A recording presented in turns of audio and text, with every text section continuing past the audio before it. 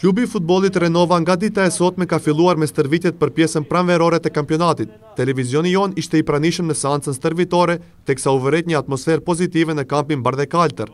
Trajneri i Renovës, Qatip Osmani, deklaroi se duhet të jenë të kujdesshëm, pasi si lufta për mbijetesë, ashtu edhe ajo për ekzistencë janë në lojë. Situata në tabel tregon se duhet të jenë të kujdesshëm edhe për në luftë për në Europë, po edhe ajo më e keqja për luftë për ekzistencë. Tabela tregon se ekipat që janë prej vendit 3 deri te i fundit, do me thonë vendi 10, ekziston mundësia të kiqen edhe në Evropë, po edhe në luftë për ekzistencë. Ashtu që jona në jetë që të përgatitena sa më mirë edhe sa më të gatshëm të presim kampionatin.